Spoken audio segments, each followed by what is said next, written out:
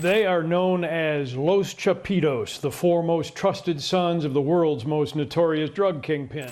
What would you do if you inherited a billion-dollar drug empire before you could even legally drink? Today, we're diving deep into the shocking lifestyle of Iván Archivaldo Guzmán, El Chapo's oldest son.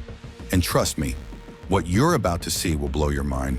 And if you make it to the end of this video, you'll discover the one thing about Iván's lifestyle that even the FBI couldn't believe. So who exactly is Iván Archivaldo Guzmán? Born in 1983, Iván is the oldest son of Joaquín El Chapo Guzmán, one of the most notorious drug lords in history. But unlike his father, who came from poverty in the mountains of Sinaloa, Iván was born into wealth and power beyond imagination. Think about this for a second. While most of us were worrying about homework and video games as kids, Iván was growing up in mansions, surrounded by armed guards, and learning the family business from the most powerful drug trafficker on the planet. His mother, Maria Alejandrina Salazar Hernandez, was El Chapo's first wife. And from the moment Iván was born, his destiny was already written. He wasn't going to be a doctor, a lawyer, or an engineer. He was going to be a prince in a criminal empire. But here's where it gets interesting. When El Chapo was arrested and extradited to the United States in 2017, someone had to take over the Sinaloa cartel. And that someone wasn't just one person. Iván, along with his younger brother Jesus Alfredo, became the leaders of what the DEA calls Los Chapitos, or the Little Chapos. Now you might think that running a drug cartel means hiding in the shadows, right? Wrong. Iván's lifestyle is the complete opposite. He lives like a celebrity, a rock star, and a billionaire all rolled into one, and he doesn't even try to hide it. According to the U.S. Treasury Department, Iván and his brothers are responsible for trafficking thousands of kilograms of cocaine, methamphetamine, heroin, and fentanyl into the United States. We're not talking about small-time dealing here. We're talking about an operation that generates hundreds of millions of dollars every single year. But where does all that money go? Real estate, and lots of it. Iván owns multiple mansions across Mexico, particularly in Sinaloa and Jalisco. These aren't your average houses. We're talking about massive compounds with swimming pools, private zoos, helipads, and security systems that would make the Pentagon jealous. One of his most famous properties is a luxury estate in Culiacán, the capital of Sinaloa. This place has everything you could imagine. Indoor and outdoor pools, a full gym, a movie theater, and even a private nightclub. Yes, you heard that right, a private nightclub inside his house. But it doesn't stop there. Iván also owns properties in Guadalajara, one of Mexico's most beautiful cities. These homes are equipped with panic rooms, underground tunnels, and escape routes in case things go south. Because when you're running a drug cartel, you always need a plan B. Now here's the crazy part. Despite all this wealth, Iván doesn't try to hide it. In fact, he flaunts it. And that brings us to the most visible part of his lifestyle, social media. Iván and his brothers became famous for their lavish lifestyle posts on Instagram and other platforms. Before many of their accounts were shut down, they were posting pictures of their cars, their parties, their jewelry, and their weapons. Let's talk about the cars first. Iván's car collection is insane. We're talking Lamborghinis, Ferraris, Bentleys, Rolls-Royces, and custom-made armored trucks that cost more than most people's houses. One of his favorite vehicles, a gold-plated AK-47 assault rifle displayed in his Lamborghini. Yes, that's real. He also has a thing for customization. Many of his cars have personalized license plates with his initials or family references. Some are covered in designer leather. Others have sound systems that cost more than a new car. And all of them scream one thing: wealth. But the cars are just the beginning. Iván's jewelry collection could rival any rapper's. Diamond-encrusted watches from brands like Rolex, Audemars Piguet, and Patek Philippe. Gold chains thick enough to anchor a boat, rings with gems the size of grapes, and custom pendants with his initials or cartel symbols. One particular watch that caught everyone's attention was a Rolex Day-Date covered entirely in diamonds, estimated to be worth over $200,000. And that's just one watch. He has dozens. Then there are the parties. Iván is known for throwing some of the most extravagant parties in Mexico. We're talking about events with hundreds of guests, live performances from famous Mexican bands, open bars with the most expensive liquors, and security that looks more like a small army. These parties often feature banda and norteño music, with famous artists performing exclusively for Iván and his guests. It's not uncommon for these musicians to be paid tens of thousands of dollars for a single performance. And the craziest part, a lot of this used to be posted on social media for the world to see. It was like Iván wanted everyone to know exactly how he was living. Now, if you think expensive cars and jewelry are extreme, wait until you hear about Iván's exotic animal collection. Like his father El Chapo, Iván has a fascination with exotic animals. His properties reportedly house private zoos with lions, tigers, panthers, and even monkeys. These aren't pets you pick up at the local pet store. These are dangerous wild animals that cost thousands of dollars to purchase and maintain. Why does he keep them? Some say it's a status symbol. In the world of drug cartels, having exotic animals shows power and wealth. It's a way of saying, I'm so rich and powerful that I can own a lion. But it goes deeper than that. In Mexican cartel culture, particularly in Sinaloa, exotic animals have become a trend among the elite. It's not just about the money. It's about showing that you live above the law, that normal rules don't apply to you. Iván's properties also feature aviaries with rare birds, aquariums with exotic fish, and even horses. Some reports suggest he has a breeding program for fighting roosters, which are used in cockfighting, a popular underground sport in Mexico. The maintenance alone for these animals costs a fortune. We're talking specialized veterinarians, imported food, custom enclosures, and round-the-clock care. But when you're making the kind of money Iván makes, that's just pocket change. Let's switch gears and talk about fashion. Iván Archivaldo has a serious obsession with designer brands. We're talking Gucci, Louis Vuitton, Versace, Dolce & Gabbana, and basically any luxury brand you can think of. His wardrobe is filled with custom suits, designer sneakers that cost thousands of dollars, and limited edition pieces that most people can't even get their hands on. He's often seen wearing Gucci tracksuits, Louis Vuitton shoes, and belts with massive gold buckles. But it's not just about the clothes. Iván and his brothers popularized a certain style in Mexico that's become known as Narco fashion or Buchón style. This style has actually influenced youth culture in parts of Mexico and the southwestern United States. Young men want to dress like Los Chapitos because it represents wealth, power, and status. Iván also has a collection of designer sunglasses, with some pairs costing over $1,000 each. His favorite brands? Versace, Gucci, and Louis Vuitton, of course. The craziest part? He often wears these expensive outfits while handling cartel business or posing with weapons. It's this bizarre mix of luxury fashion and street violence that defines his image. Now here's something most people don't know about Iván's lifestyle. He's not just a drug trafficker, he's also a businessman. Well, at least on paper. Like many cartel leaders, Iván uses legitimate businesses to launder money and create a legal income source. He owns or has stakes in several restaurants, nightclubs, and other businesses across Mexico. In Culiacán, there are several high-end restaurants that are rumored to be connected to Los Chapitos. These aren't your average taco stands.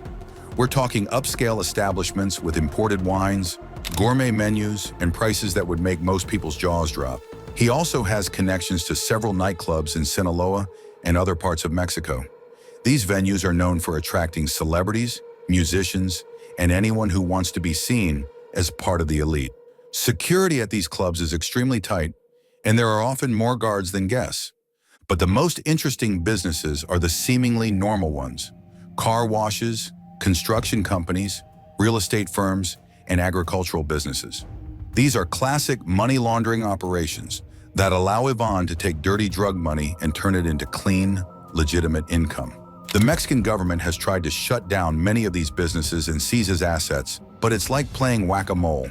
For every business they shut down, two more pop up under different names or through different people. Now, Iván's life hasn't been all parties and luxury cars. In fact, there's one event that shocked Mexico and showed just how dangerous this lifestyle really is. On August 15, 2016, Iván and his brother Jesus Alfredo were kidnapped from a restaurant in Puerto Vallarta by members of the rival Jalisco New Generation Cartel, also known as CJNG. Let that sink in for a moment. The sons of the most powerful drug lord in the world were snatched right from a restaurant in broad daylight. What happened next was absolute chaos. The Sinaloa cartel went into full panic mode. They launched a massive operation to get the brothers back. There were reports of roadblocks, shootouts, and entire towns being shut down as cartel members searched for Iván and Jesus Alfredo. According to reports, at least 7 people were killed during the week that the brothers were missing. The situation was so serious that even the Mexican military got involved. After about a week, Iván and his brother were released. The exact details of what happened during their captivity remain unclear, but rumors suggest that a massive ransom was paid and a deal was struck between the cartels. But here's the thing that's really interesting. After the kidnapping, Iván didn't go into hiding. He didn't run away to another country. He went right back to his lavish lifestyle, posting on social media and showing up at parties like nothing had happened. This kidnapping showed 2 things. First, that even the most powerful cartel members aren't untouchable. And second, that Iván is either incredibly brave or incredibly reckless, maybe both. Despite living like a celebrity, Iván is one of the most wanted men in the world. In April 2012, the U.S. Treasury Department designated Iván as a key member of the Sinaloa cartel. This means that any American citizen or company doing business with him can face serious legal consequences. But that was just the beginning. In 2019, the U.S. government indicted Iván and his brother Joaquin on drug trafficking charges. The indictment alleges that they're responsible for trafficking massive amounts of drugs into the United States and using violence to maintain their operations. The charges include conspiracy to distribute cocaine, methamphetamine, and marijuana, international drug trafficking, money laundering, use of firearms in drug trafficking crimes. If convicted, Iván could face life in prison in the United States. The U.S. government has also offered a reward of up to $5 million for information leading to his arrest. But despite all of this, Iván remains free in Mexico. Why? Because he lives in areas controlled by the Sinaloa cartel, where local authorities either can't or won't touch him. There have been several attempts to arrest him, but they've all failed. In some cases, cartel members have launched coordinated attacks on security forces to prevent arrests. In other cases, corruption has allowed Iván to be tipped off before raids. The most notable incident was in October 2019, when Mexican authorities captured Iván's younger brother, Ovidio Guzmán Lopez. The cartel's response was so violent, with cartel members literally taking control of Culiacán and engaging in massive shootouts with the military, that the Mexican government made the controversial decision to release Ovidio to prevent more bloodshed. This event, known as the Culiacanazo, showed the world just how powerful Los Chapitos really are. They literally forced the Mexican government to back down. Running a cartel isn't just about drugs and money. It's about family, loyalty, and politics. Iván isn't the only one of El Chapo's children involved in the business. His brothers Jesus Alfredo, Ovidio, and Joaquin are all part of Los Chapitos. Together, they control a significant portion of the Sinaloa cartel's operations. But it's not all smooth sailing. There have been reports of tensions between Los Chapitos and other factions within the Sinaloa cartel, particularly with Ismael El Mayo Zambada, El Chapo's former partner and one of the oldest living cartel leaders. Some analysts believe that there's a power struggle within the cartel, with Los Chapitos representing the younger, flashier generation, and El Mayo representing the old guard, who believes in staying low-key and avoiding attention. This split has allegedly led to violence, with different factions fighting for control of trafficking routes and territory. Some reports suggest that certain murders and disappearances in Sinaloa are actually the result of internal cartel conflicts. Family loyalty is everything in this world, but so is respect and power. Iván has to constantly prove that he's worthy of his father's legacy, while also navigating the dangerous politics of the cartel world. Here's something that might surprise you. Iván and his brothers have become cultural icons in parts of Mexico. There's an entire music genre called Narco Corridos that glorifies the cartel lifestyle. These are essentially ballads that tell stories about drug traffickers, their wealth, their power, and their conflicts. Many of these songs are specifically about Los Chapitos. Famous banda and norteño groups have written songs mentioning Iván by name, praising his loyalty to his father and his role in the cartel. These songs are played at parties, on the radio, and in nightclubs across Mexico and the United States. Some people, particularly young men in Sinaloa, see Iván as a folk hero. They admire his wealth, his fearlessness, and his defiance of authority. This is a controversial topic, but it's important to understand that in areas where the government has failed to provide opportunities and safety, some people look up to cartel members as symbols of success. There are even fashion brands that cater to the narco culture aesthetic. T-shirts with images of El Chapo, hats with cartel references, and accessories that mimic the style of Los Chapitos are sold openly in some markets. This cultural impact extends beyond Mexico. In the United States, particularly in border states and cities with large Mexican populations, narco corridos are popular, and the lifestyle associated with cartels has influenced certain aspects of hip-hop and street culture. But here's the dark side. This glorification often ignores the violence, addiction, and destruction caused by the drug trade. It's easy to admire the luxury cars and diamond watches, but much harder to face the reality of the thousands of people killed in cartel violence every year. So what does the future hold for Iván Archivaldo Guzmán? That's the million-dollar question. Or should I say the billion-dollar question? Right now, Iván is living a life that most people can only dream about.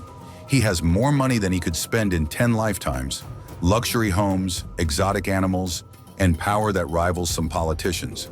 But this lifestyle comes with a price. He's constantly looking over his shoulder, knowing that rival cartels, the Mexican military, or U.S. law enforcement could come for him at any moment. The kidnapping in 2016 proved that even he isn't untouchable. There are really only a few ways this story can end for Iván. If the Mexican government can actually capture him and resist the cartel's pressure, he could end up in a U.S. prison just like his father. This would mean life behind bars with no chance of parole. The drug trade is incredibly violent. Many cartel leaders end up dead, either killed by rivals or in shootouts with authorities. Iván has survived this long, but that doesn't mean his luck will hold. This might sound crazy, but it's entirely possible that Iván could continue living this lifestyle for years or even decades. Corruption, cartel power, and the difficulty of operating in certain parts of Mexico mean that he could potentially remain beyond the reach of law enforcement. This is the least likely scenario, but some cartel members have managed to negotiate deals or retire from the business. Given Iván's high profile and the charges against him, this seems almost impossible. The most likely scenario? Eventually, Iván will probably face the same fate as his father: prison. The United States has a long memory and vast resources, and they've made it clear that they want Los Chapitos behind bars. What do you think about Iván's lifestyle? Is he a criminal who deserves to be in prison, or is he just a product of the system he was born into? Let me know in the comments below. If you found this video interesting, make sure to hit that like button and subscribe for more deep dives into stories that most people are afraid to tell. We've got more insane content coming your way. And remember, the one thing about Iván's lifestyle that even the FBI couldn't believe, it's not just the money or the exotic animals. It's the fact that someone can be this open about being a drug trafficker and still remain free. That's the real shock. Thanks for watching, and I'll see you in the next one.